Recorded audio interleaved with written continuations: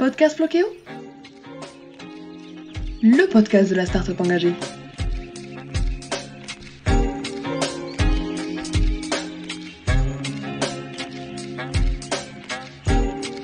Bonjour Monsieur Rouzière, vous êtes producteur d'huile et de moules pour l'entreprise Rouzière.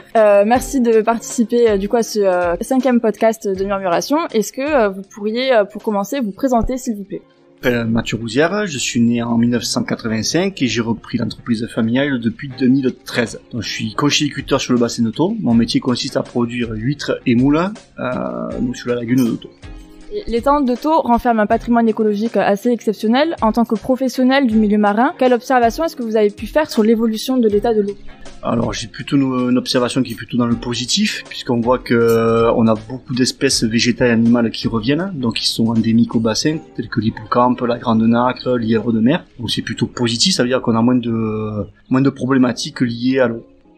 Et comment la qualité de l'eau peut-elle impacter vos cultures ? Alors, elle peut l'impacter sur la croissance. Donc, souvent, on a des croissances plus faibles si la qualité de l'eau est médiocre.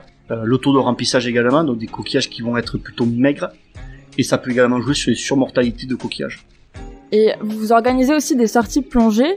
Comment ces sorties peuvent valoriser l'étang de Thau et participer à la protection de son environnement? Ou au contraire, est-ce que cette pratique peut en partie nuire à l'écosystème marin? Et si oui, comment et pourquoi réduire son impact? Alors c'est plutôt une activité qui est positive, puisque en fait on montre la biodiversité de la lagune.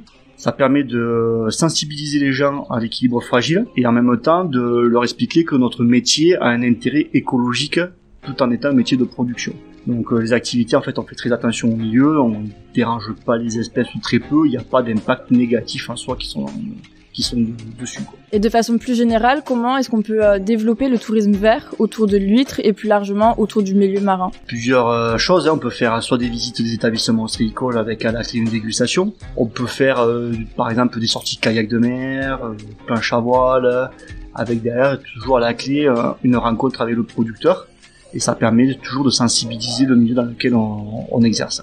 Quels sont, selon vous, les bons gestes à adopter quand on se rend à l'océan pour maintenir la protection du milieu marin? Par exemple, si on fait les crèmes solaires, par exemple, faire attention à celles que l'on utilise, qu'elles soient biodégradables dans l'ensemble pour éviter qu'elles se rejettent dans le milieu. Les mégots, par exemple, si on est fumeur, enfin des gestes basiques, ne pas rejeter les papiers, rien que ça déjà, ça permet de ne pas avoir trop d'impact négatif ou nocif sur le milieu. Merci beaucoup pour votre participation et une très belle journée. Merci également.